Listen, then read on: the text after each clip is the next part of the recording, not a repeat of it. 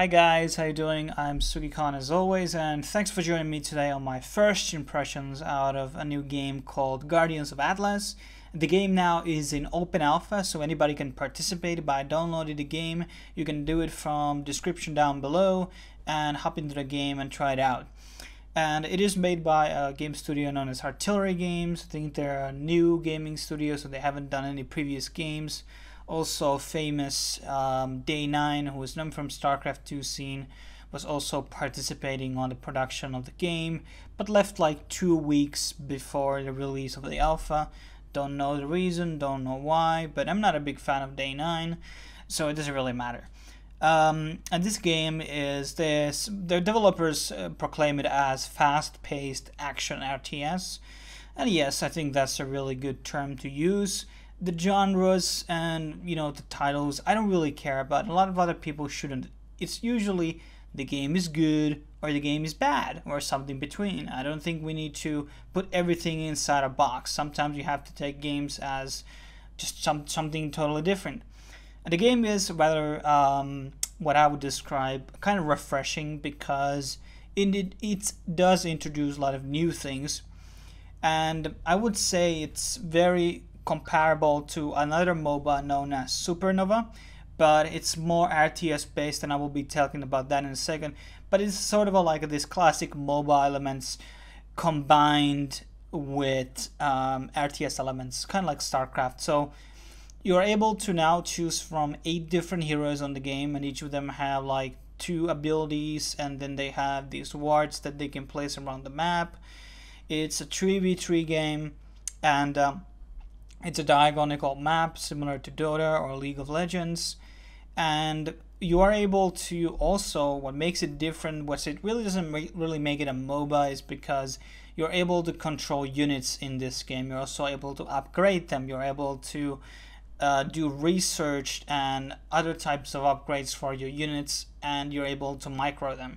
Similar to Supernova, the game is very similar to Supernova's concept. However, in Supernova you're only controlling your hero, and in this game you actually control the armies. So there's definitely a lot of macro game in this one and micro game, because like in many RTS games, a lot of the units are so-called rock, paper, scissors. So some units are able to only shoot, there's no like air, sea, ground. Everything's ground units. I don't think there's any air units, at least I haven't witnessed them at least yet. So some units are better against certain units, and then you have different tier of units, and some have bigger ranges, some are melee, and so on. And it's a very, very interesting game. I think it has some bit of a learning curve, but there are tutorials and pretty good video series made by the developers, if you want to watch them, who kind of explain the basics of the game and the resource systems and such. And the game's average, I think at least the bot games lasted much longer, but I think the real games last around like 25 minutes usually. And the game is not necessarily very snowbally. It does have those elements on it, but I think it offers a lot of combat value based on the games I've played so far. And the game is very similar to MOBA, so you have turrets, but you also have these healing stations, and then you have the base building. And the healing stations are pretty much places where you can put your army on, and they get healed, and you can destroy these. So they're kind of comparable. If people have played Heroes of Storm, they have the healing fountains which you can destroy. Similar concept. And then you have these titans. Titan seems to be a very, very used term these days, but whatever. It's the probably most fitting, so I can see why people go with that. And you can at certain parts of the game, I don't remember, is it every 4 minutes or something, the Titans spawn in the middle of the map, each side of the teams, and you have to destroy the enemy Titan, so the other Titan will actually move towards the enemy base and starts to wreck, turrets and buildings and bases. But there are other ways to really destroy bases without using these titans. You can just really go with your army, but the turrets are kind of effective against the units, so you need higher tier units to kind of straightly go into the base.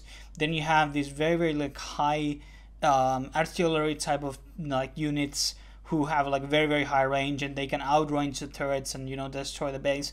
So there's kind of like interesting strategies and interesting macro around the game that kind of like provide playability. And then you have, of course, in-game currency on the game.